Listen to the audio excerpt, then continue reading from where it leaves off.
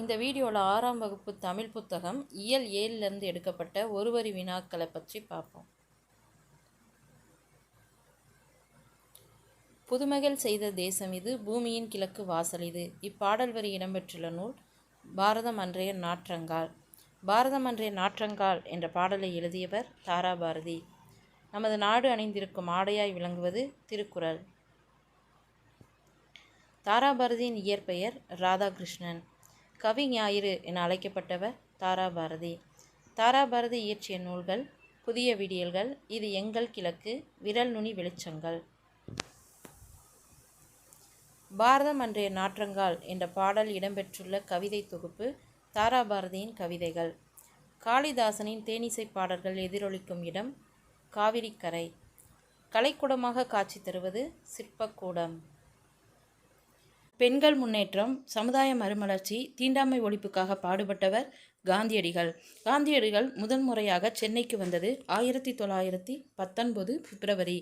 பாரதியாரை தமிழ்நாட்டு கவிஞர், தமிழ்நாட்டின் சொத்து என்றவர் ராஜாஜி. பாரதியாரை இந்தியாவின் சொத்து என்றவர் காந்தி.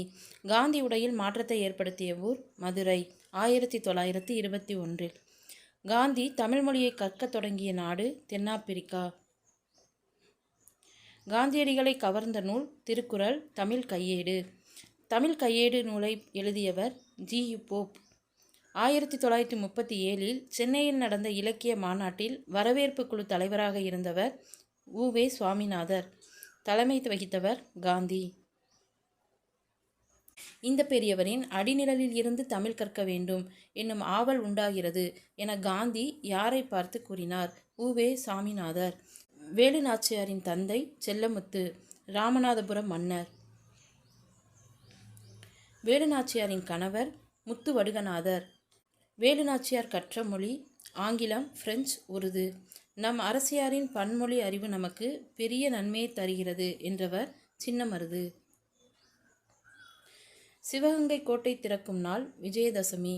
வேலு நாச்சியார் காலம் 1730 to 1796. வேலு நாச்சியார் சிவகங்கையை மீட்ட ஆண்டு 1780. ஜான்சி ராணிக்கு முன்பே ஆங்கிலேயரை எதிர்த்து வீரப்போர் புரிந்தவர் வேலு நாச்சியார். எழுத்துக்கள் தனித்தும் தொடர்ந்தும் வந்து பொருள் தருவது சொல். சொல் 4 வகைப்படும். பெயர்ச்சொல் வினைச்சொல் தன்மையை மிகுதிப்படுத்த வருவது உரிச்சொல். பெயர் சொல்லையும் வினைச்சொல்லையும் சார்ந்து வரும் சொல் இடைச்சொல். வ.உ.சி.யின் பன்முகத்தன்மை: வழக்கறிஞர், எழுத்தாளர், பேச்சாளர், தொழிற்சங்க தலைவர்.